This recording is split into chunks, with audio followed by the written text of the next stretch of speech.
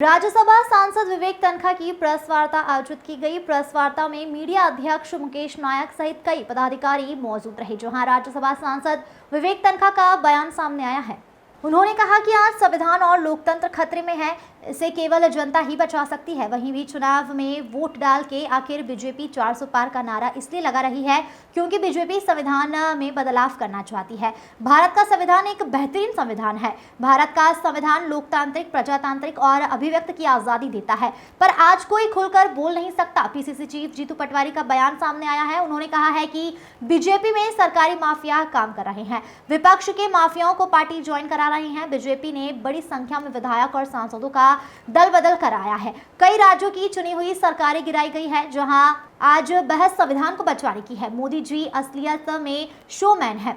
अब जब वह रोड शो करते हैं तो वह किसी से बात नहीं करते हैं, केवल दिखते हैं। कल सीएम ने कहा कि पीएम मोदी को भगवान का अवतार बताया है। उन्होंने कहा कि हनुमान का वह अवतार है। इससे यह साफ होता है कि बीजेपी के लोग पीएम मोदी को भगवान बनाने में लगे हुए हैं। भगवान नरेंद्र मोदी जी लाडली बहनों को 3,000 देने की गारंटी दे रहे थे। 400 रुपए में सिलेंडर देने की बात कह रहे थे। किसानों को एमएसपी देने की गारंटी दी गई थी। जहां बजरंगबली के अवतार मोदी जी, आप इन्हें कब आशीर्वाद देंगे ताकि गारंटी पूरी हो सके। 40 एग्जाम हुई, सभी में घपले किए गए। आपकी जांच एजेंसी क्या जांच कर रही है? जो जांच रिपोर्ट आती है वह सार्वजनिक क्यों नहीं की जाती है? 4 बार मंत्रालय में आग लगी, घोटाले के सबूत जलाने का काम सरकार ने। जांच की बात तो कहीं पर जांच रिपोर्ट क्या रही, यह किसी को आज तक नहीं बताई गई है।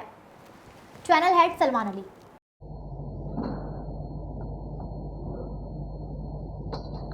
मैं आप सबका स्वागत करता हूं। अभी विवेक तनखा जी ने बड़ी डिटेल में आपको ये समझाने की कोशिश की कि 75 साल की इस अमृत काल में, जिसकी मोदी जी खूब बखान करते थे, बहस से इस देश में संविधान बचाने। 75 साल के इस अमृत काल में 10 साल बाद जब मोदी जी का शासन हो गया, विकसित भारत की जब बात करते हैं, जब लोकतंत्र बचाने की बहस है, आरक्षण को बचाने की बहस है, बाबा साहब अम्बेडकर के विचार को जीने की, जिए या न जिए, इसकी बहस है। मीडिया के फ्रीडम की, मीडिया के पहरे की, मीडिया को गोदी मीडिया, मोदी मीडिया से उपाधि दी जाने लगी, इसकी बहस है। वोट के अधिकार की बहस है।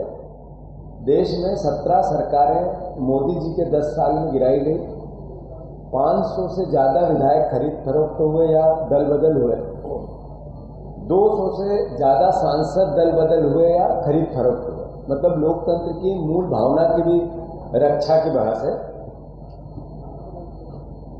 सरकारी माफिया, हर तरह के माफियाओं के नाम सुना था आपने।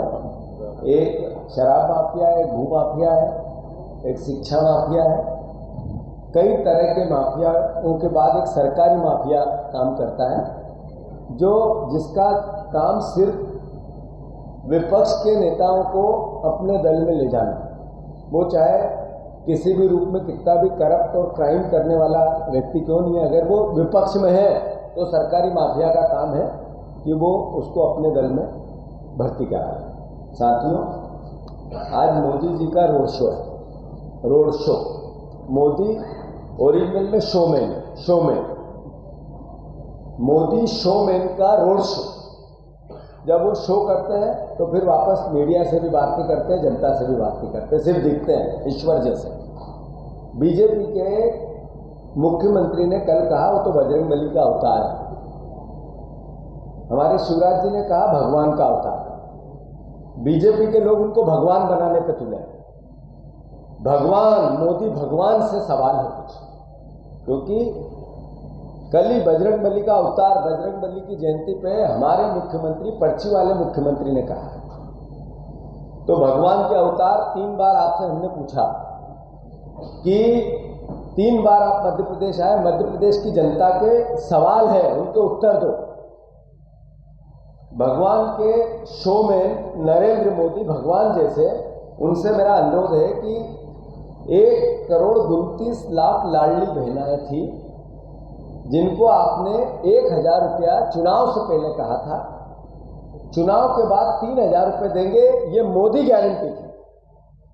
आज तक वो काम चालू नहीं हुआ। नरेंद्र मोदी भगवान, बताओ ये आशीर्वाद कब दोगे इन बहनों पे आप? उन्हीं बहनों को आपने कहा था कि आवास योजना से भी आपको जोड़ेंगे, आपको उज्ज्वला के 450 के गैस सिलेंडर से भी जोड़ेंगे।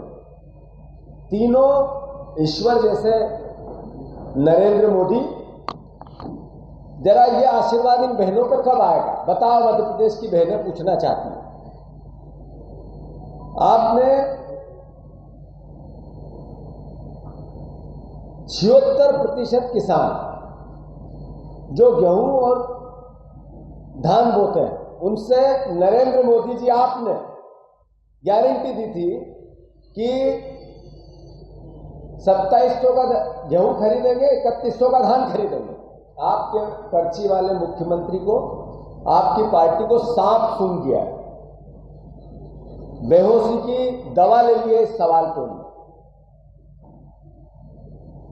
संपट भूल जाते हैं ये जब किसान ये पूछता है कि 2700 का क्या हुआ। 5 लाख मेट्रिक टन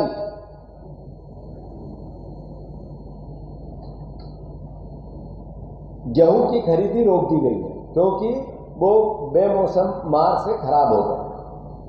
2700 का दाम देना तो दूर की बात है, खरीदी बंद। मोदी जी, इस सवाल का उत्तर आज मध्य प्रदेश की जनता आपके भोपाल के रोड शो के साथ चाहिए। बजरंगबली के अवतार कि करप्शन आप 2 आंखों से क्यों देखते हैं? 2 हाथों से उस करप्शन के अगेंस्ट काम क्यों करते हैं?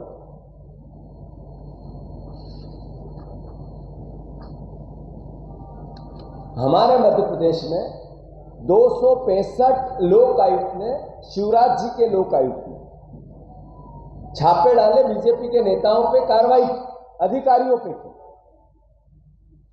उसमें से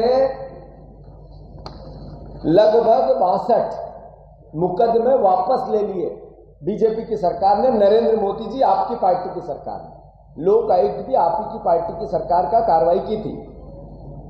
क्या कारण है मुकदमे लेने का? क्या करप्शन के अगेंस्ट लोक आयुक्त गलत है, आपकी सरकार गलत है? फिर जो बचे हुए मुकदमे हैं उन पर कार्रवाई कब होगी? सरकार क्यों अनुमति नहीं दे रही मुकदमे चलाने की? देश के प्रधानमंत्री जी, बजरंगबली के अवतार, जरा ये बताओ आप, प्रदेश के लोग करप्शन के अगेंस्ट आपकी जो लड़ाई है उसमें इस नजरिए का क्या संदेश है आपका इस जनता के लिए? आदरणीय मोदी जी, आपको यह भी बताना पड़ेगा कि मध्य प्रदेश में अभी पटवारी परीक्षा हुई। एक बेटी को मध्य प्रदेश की राजधानी याद नहीं थी, वो टॉपर थी। परीक्षा एग्जाम में जांच हुई, जांच की रिपोर्ट क्या है, अंतोगत्वा क्या हुआ, उसको मध्य प्रदेश के सामने नहीं आ पाई, न मीडिया के सामने आ पाई रिपोर्ट। ऐसी 40 एग्जाम हुई, 40 में घपले। व्यापम जैसा कलंक जिसमें 50 लोग मर गए, कई अभिभावक जेल चले गए। 40 एग्जाम में पर्चे लीक होना, करप्शन होना, पैसे की लेन देन होना आम बात हो गई। क्या आपकी सीबीआई और ईडी या इंडिपेंडेंट संस्था इन सब बातों की जांच करेगी क्या?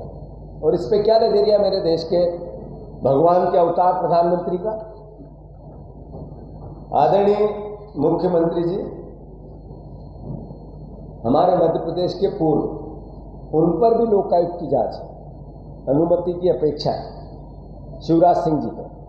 क्या मेरे प्रधानमंत्री में हिम्मत है कि ये कहे कि ये मेरे मध्य प्रदेश का पूर्व मुख्यमंत्री करप्ट है, इस पे लोकायुक्त की जांच यहां कराओ? बताएंगे हमारे प्रधानमंत्री? इलेक्टोरल बॉन्ड, बाकी बातें तो आ गई है सामने, पर मैं मध्य प्रदेश के संदर्भ में कुछ बातें कह रहा हूं। इलेक्टोरल बॉन्ड में कुछ चौंकाने वाले खुलासे हुए। 30 से ज्यादा ऐसी कंपनियां हैं जिसपे छापेमारी, ठीक राजनीतिक दलों के छापेमारी के बाद ठीक राजनीतिक दलों को चंदा दिया, उसमें 86% बीजेपी को दिया। शराब कंपनी के 5 साल में 34.54 करोड़ रुपया चंदा बीजेपी को दिया। इन कंपनियों ने, शराब कंपनियों जो मध्य प्रदेश से संबंधित है, कोलकाता की केसल लीक ने 7.5 करोड़ रुपया दिया। भोपाल सोम ग्रुप ने 3 करोड़ रुपया बॉन्ड के माध्यम से चंदा दिया। छत्तीसगढ़ डिजिटल 3 करोड़ रुपया। मध्य प्रदेश से जुड़ी हुई एक और कंपनी जिसने लगभग 2 करोड़ रुपया, एसो अल्कोहल, ऐसे करके टोटल 33.54 करोड़ रुपया हमारी शराब मध्य प्रदेश से जुड़ी हुई कंपनियों ने दिया। इसके कुछ मालिक जेल में थे, जब जेल में गए तब चंदा दिया, जेल से बाहर हुए तब चंदा, जमानत तब हुई जब 34 करोड़ पूरा चला गया। तो प्रधानमंत्री जी, ये चंदा वसूली का धंधा या भाईगिरी या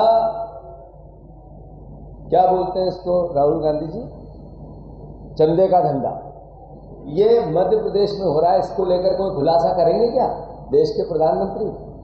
काले धन के अगेंस्ट आपकी लड़ाई थी, करप्शन के अगेंस्ट आपकी लड़ाई थी। ना मेरे आगे है कोई, ना मेरे पीछे है कोई, ना खाऊंगा ना खाने दूंगा। ये सब खा गई आपकी पार्टी। सवाल और जवाब के उत्तर नहीं आते। मेरे देश के प्रधानमंत्री ने सचिवालय में 3 बार आग लगी। देश के प्रधानमंत्री बताएंगे सीएम की सहायता, स्वैच्छिक अनुदान की फाइलें सब जल गई। और हिस्ट्री में इतना बड़ा स्वैच्छिक अनुदान जो शिवराज जी ने यूज किया या अब मोहन यादव कर रहे हैं, अभी भी चल रहा है धंधा। मेरी नजर भी है, मेरे पास साक्ष्य भी है, छूटेंगे नहीं, समय पे वो भी बताऊंगा।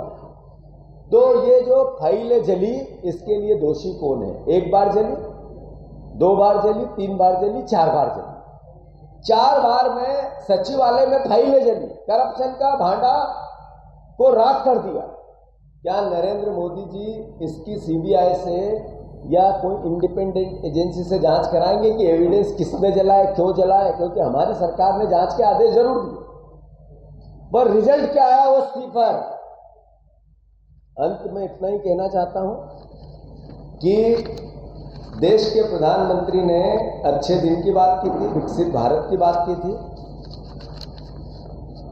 सिर्फ विकास से उनका नाता है इसकी बात की थी। अब चुनाव चालू हो गए तो उन्होंने शब्द कौन से आत्मसात किए और आपको डिलीवर किए, देश को और प्रदेश को डिलीवर किए। मांस, मटन, मछली, मुसलमान, मंगलसूत्र, घुसपैठिए, ज्यादा बच्चे पैदा करने वाले, माओवादी सोच, अर्बन नक्सल, ये देश के ग्लोबल लीडर हैं।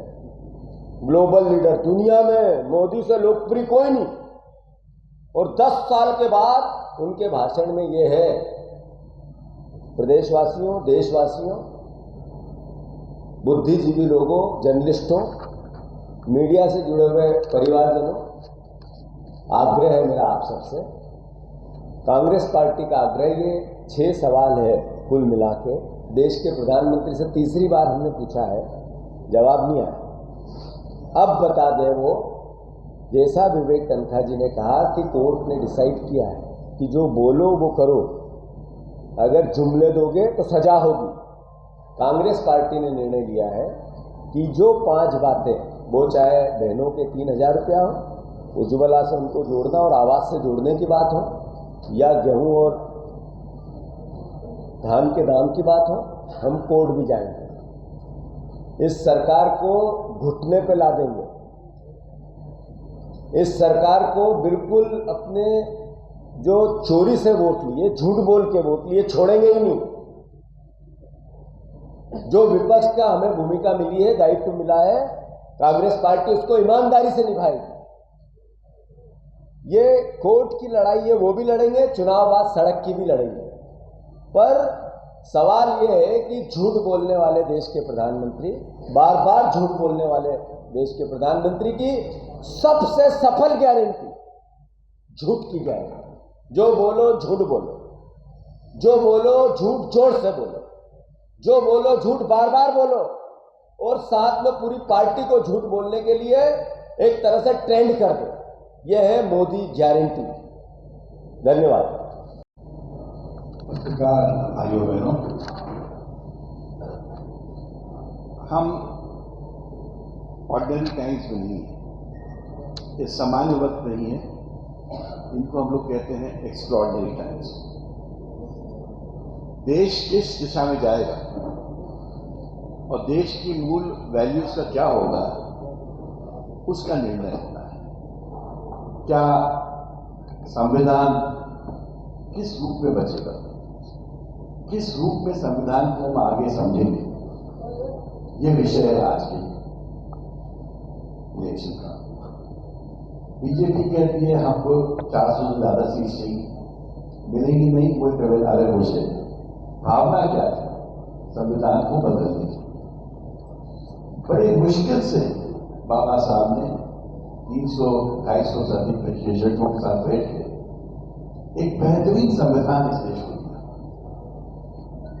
70-75 साल उस संविधान ने मूल रूप से इस देश को बहुत अच्छे से जोड़ के रखा। संविधान की समय समय पर व्याख्या सुप्रीम कोर्ट और हाई कोर्ट, जो कॉन्स्टिट्यूशन कोर्ट जिनको कहते हैं, करते रहे। Basic structure of the constitution की परिभाषा क्या आपको याद होगा? केशवानंद भारती के बाद 1973 में 30 जजेस ऑफ सुप्रीम कोर्ट ने दी। कुछ ऐसी मूल चीजें हैं संविधान में जो आप बदल नहीं सकते। हम रिपब्लिक हैं, हम प्रजातंत्र हैं, हम सेक्युलर हैं, हम सोशलिस्ट हैं, और हमारे जो मूल गंतव्य है कि हम freedom of liberty, expression, life से बात है। आज जितने फ्रीडम्स हैं सब थ्रेट पे। सबसे बड़ा freedom of speech and expression. कितने लोगों का वीजा इसलिए कैंसिल हो जाता है क्योंकि आप क्रिटिकल हो इंडिया के। India mean BJP, India doesn't mean India, India mean BJP. अगर आप बीजेपी के क्रिटिकल हो और आप पत्रकार हो अमेरिका में या यूके में या किसी विश्व में, आप इंडिया आओगे, आपको या तो वीजा नहीं मिलेगा या आधे रास्ते में वीजा कैंसिल कर दिया जाएगा और आपको वापस मिल जाएगा। ये देश हमने न कल्पना की थी, न कहीं सोची थी। हमको बहुत परेशानी है कि अगर ये संविधान नहीं बचा तो मूल रूप से हम किस प्रकार के किस कैसा देश हो जाएगा। हम नहीं चाहते जो हमारी नेबरिंग कंट्रीज की जो हालत हुई वो हमारी हालत हो। जो हमने एक कानून की दुनिया बनाई जिसमें प्रेस की फ्रीडम थी, पॉलिटिकल प्रोसेस की फ्रीडम थी, वो सब फ्रीडम अगर खत्म हो गई तो मूल प्रश्न में जो नेशनल प्रश्न जिसको मैं कहता हूं, मैं मोदी साहब से करना चाहता हूं कि मोदी साहब ये क्या कर रहे हैं आप? ये संवैधानिक फ्रीडम्स का जो आप हनन कर रहे हो, जो कत्ल कर रहे हो, अगर देश इसको कब तक बर्दाश्त करेगा? मैं एक सामान्य बात आदमियों की बातें कर रहा हूं। 1.5 महीना मैं कोर्टों में जूझा हूं। पॉलिटिकल पार्टीज टैक्स एग्जेम्प्ट हैं इस देश में। छोटे से इशू को लेके कि आपने रिटर्न 14 दिन या 20 दिन लेट फाइल किया या 0.1% ऑफ योर कॉन्ट्रीब्यूशन आपने विद फुल डिटेल लिया मगर कैश में ले लिया। हम पे 132 करोड़ का टैक्स और पेनल्टी लगाई गई। अपील पेंडिंग है ITAT में और हमारा 135 करोड़ रुपए निकाल लिया गया। हम कहते रह गए कि 20% टैक्स ले लो हमसे, जो कि सामान्य रूप से दिया जाता है और स्टे मिल जाता है, बट इंडियन नेशनल कांग्रेस को 20% जमा करने पे स्टे मान्य नहीं था। हम हाईकोर्ट के पास भी गए, वहां भी हमको निराशा हुई। बट इस बीच में देश में इतना बड़ा हाहाकार मच चुका है कि जब हम सुप्रीम कोर्ट के सामने खड़े हुए तो विवश होकर सरकार ने कहा कि 24 जुलाई तक इस बीच में इन्होंने 3,560 करोड़ की टैक्स डिमांड कांग्रेस पार्टी पे 6 साल की और लगा दी गई 31 मार्च के पहले। वो भी हमने चैलेंज की, वहां भी हमको शुरू में निराशा मिली। कहने को मतलब है कि आज हमको कभी भी लगता है कि हमारे संवैधानिक इंस्टीट्यूशन क्या हमको बचा पाएंगे? क्या बीजेपी विपक्ष में थी, ये सुप्रीम कोर्ट और हाई कोर्ट बीजेपी के लीडर को बचाते थे कि नहीं बचाते थे? क्यों बचाते थे? क्योंकि फ्रीडम, उनको पता था कि अगर वो अच्छा जजमेंट देंगे, संवैधानिक जजमेंट देंगे, विपक्ष को बचाएंगे, इस पे उनको प्रताड़ित नहीं किया जाएगा। सबसे बड़ा मूल प्रश्न है कि अगर आप बीजेपी की विचारधारा से जुड़े नहीं हो तो शायद आपको देश में कोई भी बड़ा पद नहीं मिल सकता। ये संविधान की मंशा नहीं थी। संविधान की मंशा थी हर वर्ग, हर जेंडर, हर किस्म के व्यक्ति जो सक्षम है, जो क्वालिफाइड है, उसको पूर्ण रूप से अपॉर्चुनिटी मिलनी चाहिए। हमको आज भी याद है पीपल लाइक पीएल हक्सर, जो इनको इंडियन फॉरेस्ट सर्विस में, आपको याद है इंडियन फॉरेस्ट सर्विस के ऑफिसर थे, बड़े ऐतिहासिक, बड़े भारी सलाहकार होते थे इंदिरा जी के। उनको उस वक्त इसलिए अपॉइंटमेंट नहीं मिलने वाला था कि उनका बैकग्राउंड कॉमरेड का था। उन दिनों में कॉमरेड होना फैक्टरेबल था इंटेलेक्चुअल्स के लिए। ऑक्सफोर्ड में और बड़े बड़े यूनिवर्सिटीज में कम्युनिस्ट माइंड होते थे यंग लोग। जवाहरलाल नेहरू को जब ये बात पता चली, उन्होंने कहा ये this can not be a disqualification, कि आप कॉमरेड हो तो इसको अच्छी आपको कोई फायदा नहीं मिलेगा, मगर आज आप कॉमरेड हो जाओ और मुझे दिखा दो कौन सा नेशनल पद आपको मिल सकता है। बड़ी विचारने की बात है, सोचने की बात है। तो इसीलिए मैं आज की शुरुआत कर रहा हूं, मैं कह रहा हूं संविधान खतरे में है, हमारा प्रजातंत्र खतरे में है, हमारा जनतंत्र खतरे में है। और अब इस प्रजातंत्र और जनतंत्र को खाली जनता बचा सकती है, और वो भी इलेक्शन के माध्यम से।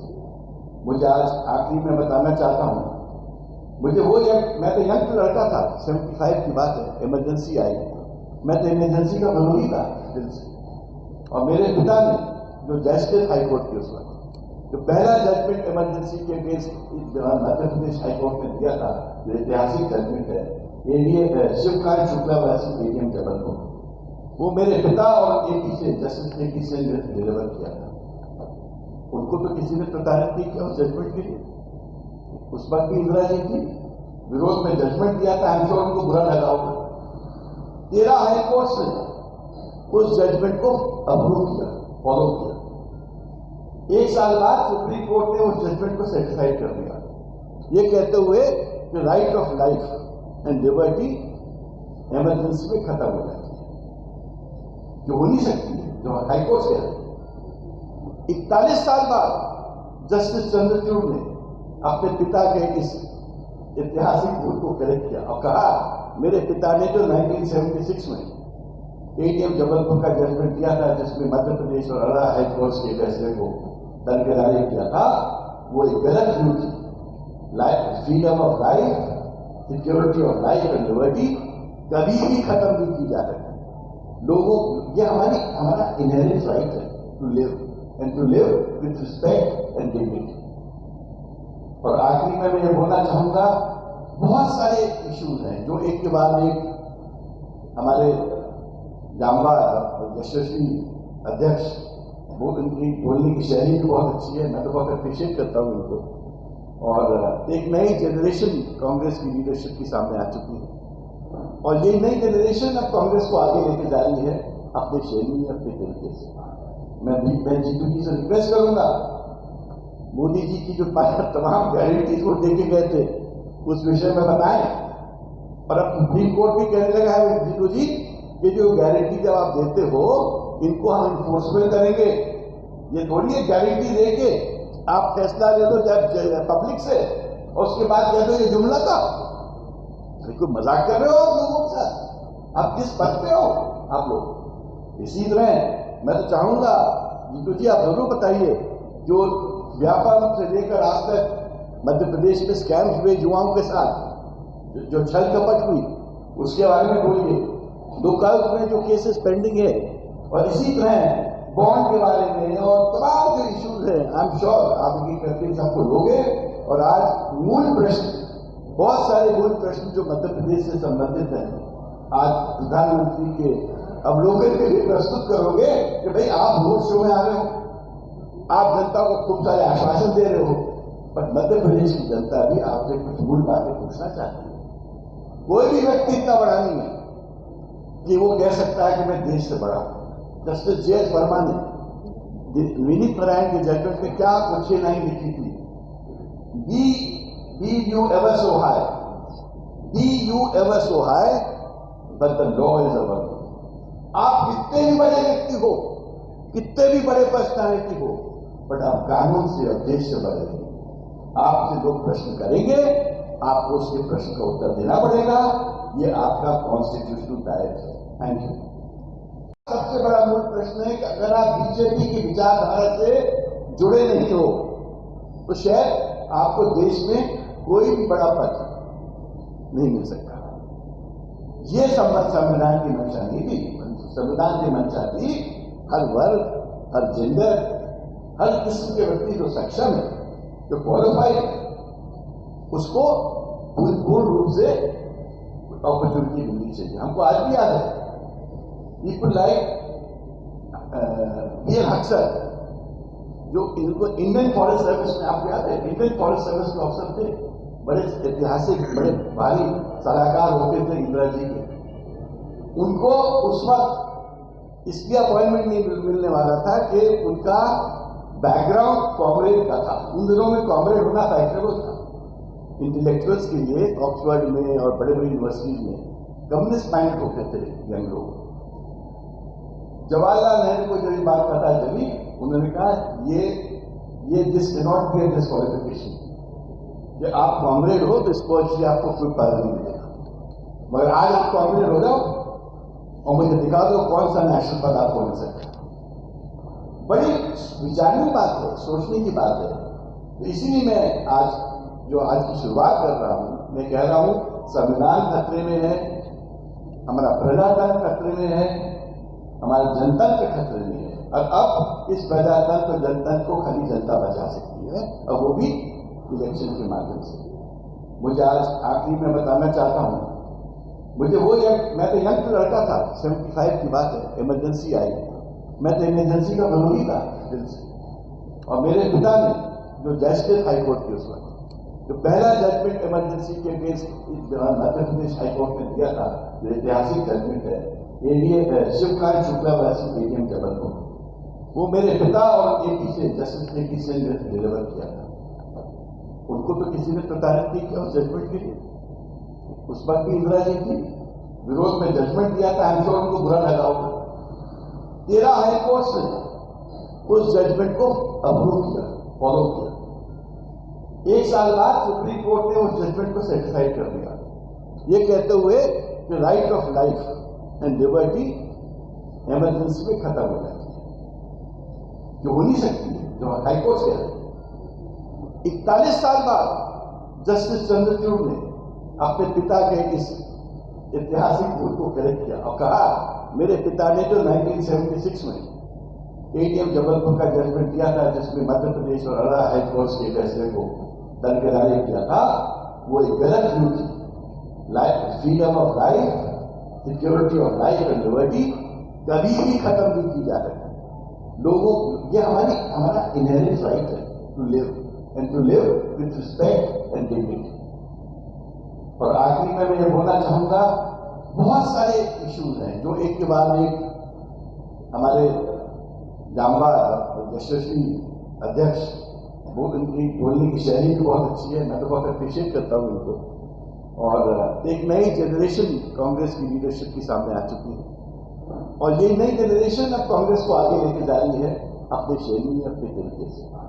मैं जीतू जी से रिक्वेस्ट करूंगा, मोदी जी की जो तमाम गारंटीज को देके गए थे उस विषय में बताएं। और अब सुप्रीम कोर्ट भी कहने लगा है जीतू जी, ये जो गारंटी जब आप देते हो, इनको हम इन्फोर्समेंट करेंगे। ये थोड़ी है गारंटी देके आप फैसला ले लो जब पब्लिक से, और उसके बाद कह दो ये जुमला था। कोई मजाक कर रहे हो आप लोगों के साथ? आप किस पद पे हो आप लोग? इसी तरह मैं तो चाहूंगा जीतू जी, आप जरूर बताइए, जो व्यापार से लेकर आज तक मध्य प्रदेश में स्कैम्स हुए युवाओं के साथ, जो छल कपट हुई, उसके बारे में बोलिए। लोकायुक्त में जो केसेस पेंडिंग है, और इसी तरह बॉन्ड के बारे में और तमाम जो इश्यूज हैं, आई एम श्योर आप ये करके सबको लोगे। और आज मूल प्रश्न, बहुत सारे मूल प्रश्न जो मध्य प्रदेश से संबंधित हैं, आज प्रधानमंत्री के अवलोकन के लिए प्रस्तुत करोगे कि भाई आप रोड शो में आ रहे हो, आप जनता को खूब सारे आश्वासन दे रहे हो, पर मध्य प्रदेश की जनता भी आपसे कुछ मूल बातें पूछना चाहती है। कोई भी व्यक्ति इतना बड़ा नहीं है कि वो कह सकता है कि मैं देश से बड़ा हूं। Justice JS. वर्मा ने विनीत नारायण के जजमेंट में क्या कुछ लाइन लिखी थी, Be you ever so high, be you ever so high, but the law is our law. आप कितने भी बड़े व्यक्ति हो, कितने भी बड़े पर्सनालिटी हो, बट आप कानून से और देश से बड़े नहीं। आपसे लोग प्रश्न करेंगे, आपको उसके प्रश्न का उत्तर देना पड़ेगा। ये आपका कॉन्स्टिट्यूशनल दायित्व है। Thank you.